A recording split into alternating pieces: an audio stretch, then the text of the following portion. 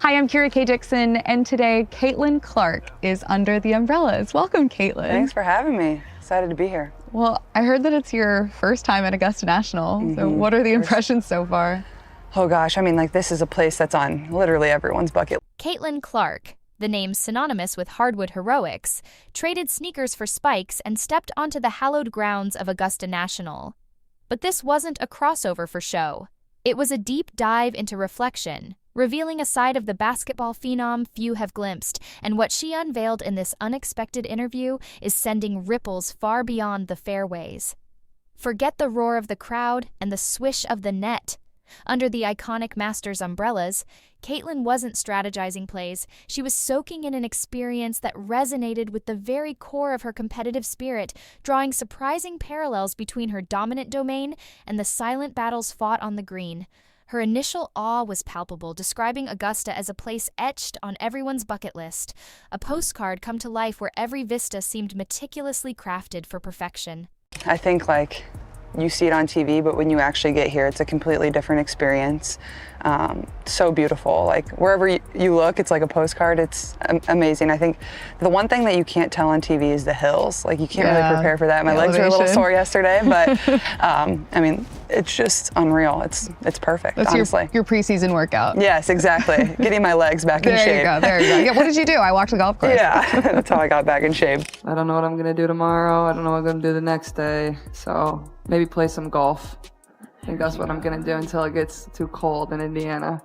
So I got that. I'll become a professional golfer. Yet beneath the veneer of reverence, Caitlin's characteristic wit shone through immediately. Walking the legendary undulating terrain wasn't just sightseeing. It was, in true Clark fashion, preseason conditioning. The hills, she joked, were an unexpected workout, a humorous nod to the physical demands of even spectating at this prestigious event. This blend of playful sarcasm and genuine appreciation set the tone for an interview that felt less like a formal quanda and more like an intimate conversation with a friend. The presence of her family added another layer of warmth to her experience.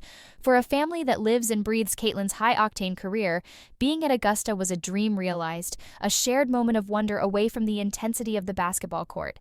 Her brother and father, she shared, were among the first through the gates, eager to absorb the atmosphere of the empty course, a testament to the deep-seated reverence the venue commands. So your family is here with you. They're just off camera. When I told my family that I was working the Masters tournament, that I would get to be here. That's not even working. That's, it's a treat. That I would even get to be in the vicinity of Augusta National. They were so excited. What was their reaction when you found out that you were going to all get to come? And this is at the top of their bucket list too. They can't get enough of it. I slept in today. My brother and my dad were here right when the gates opened. They were walking around. Nobody's playing. And that's what a lot of patrons do. They just walk around and want to see the course, and that's what my dad and my brother were doing. So they can't get enough of it. We've tried every single food. We're going down the list. So. What's the favorite? And then there's the food, a legendary aspect of the Masters that Caitlin embraced with open arms and an adventurous palate. Her mission to sample everything Augusta had to offer became a delightful subplot, complete with confessions of indulging in more than a few sugary treats. The Georgia Peach ice cream sandwich emerged as a clear favorite, a sweet indulgence that she humorously conceded would necessitate extra conditioning upon her return to Indiana. Whether dissecting the merits of the honey wheat chicken salad or plotting her next snack, Caitlin's genuine enthusiasm for the simple pleasures of being a fan was infectious. Her approach to planning her attire mirrored that of any excited attendee, packing for unpredictable weather while aiming to look the part. The merchandise tent loomed large on her agenda, not just for personal mementos, but as a crucial mission for acquiring gifts, a relatable touch that underscored her down-to-earth nature. Even her preparation for this retail pilgrimage, watching TikTok merch hauls, revealed a strategic mind applied to the most delightful of tasks. My favorite, I think the Georgia Peach ice cream sandwich. You can't go wrong with that. It's the peach isn't overpowering, the sugar cookie is really good. Had a couple of them yesterday. I'm gonna need to get some extra conditioning in when I get back to Indianapolis, but I mean, you can't go wrong with anything. There's just so many things that are so good, and maybe it just tastes better because the view is also so amazing, but yeah, it's been fun. Are you a pimento person? Not a huge pimento person, but it's a unique I would taste. pick the chicken salad on the honey wheat before that. Okay. I really like the chicken salad. That's my go-to sandwich if I'm picking one. Yeah, I like that. Good Yeah. protein, Yeah. gets you through the day. It's really good. But Caitlin's connection to golf runs deeper than a casual appreciation for a prestigious tournament.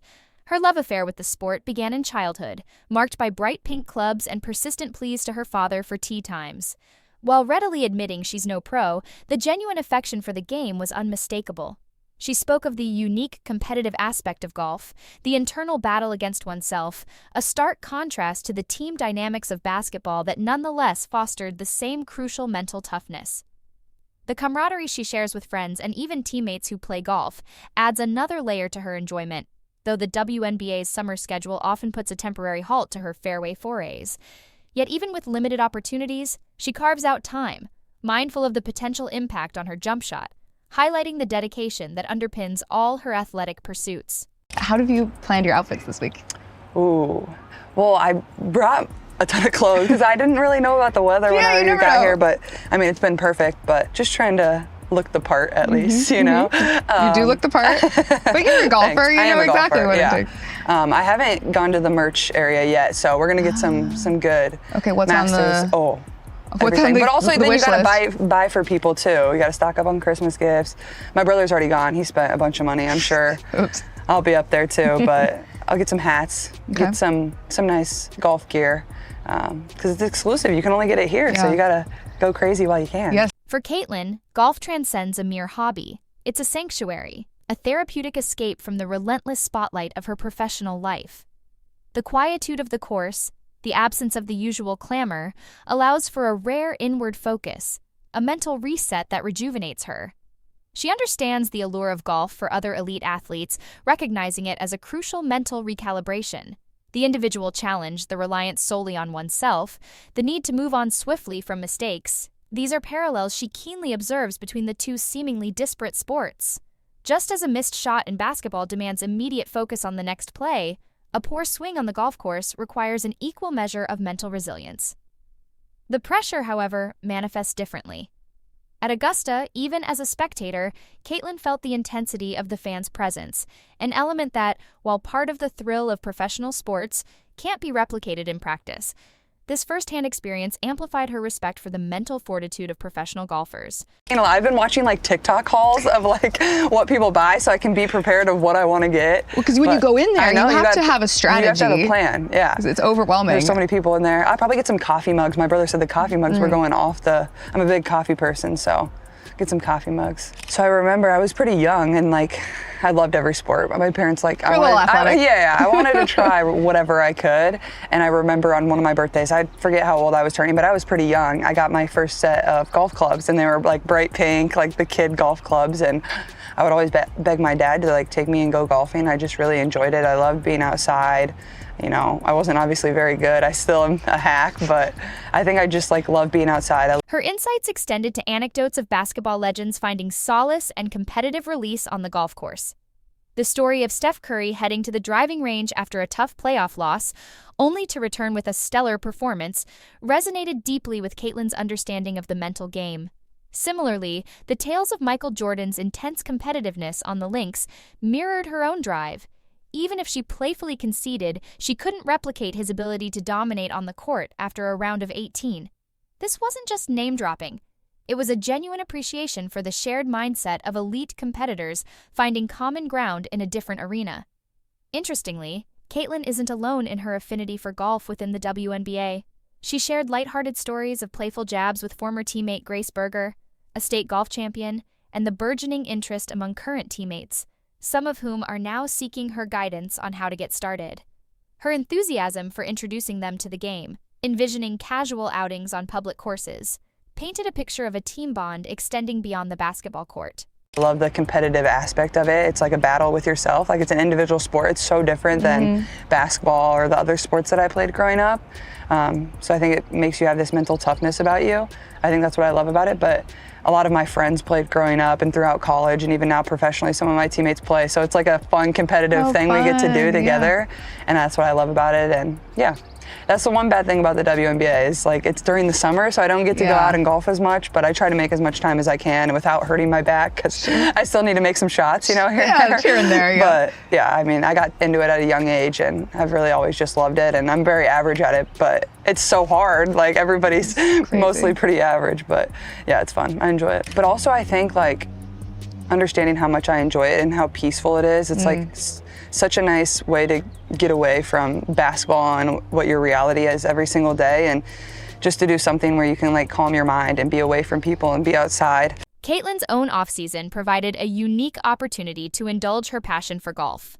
For the first time in a long time, she had a genuine break, and she dedicated a significant portion of it to the sport. Her playful declaration of trying to become a professional golfer while tongue-in-cheek underscored her deep appreciation for the athleticism and skill involved. This period also afforded her incredible experiences, playing alongside golf luminaries like Nelly Korda, Jon Rahm, and Annika Sorenstam. The nervousness she felt on those occasions, exceeding even her pre-game jitters for basketball, highlighted the respect she holds for the game and its elite practitioners. These weren't just casual rounds, they were invaluable learning opportunities, moments to soak in the nuances of the professional game.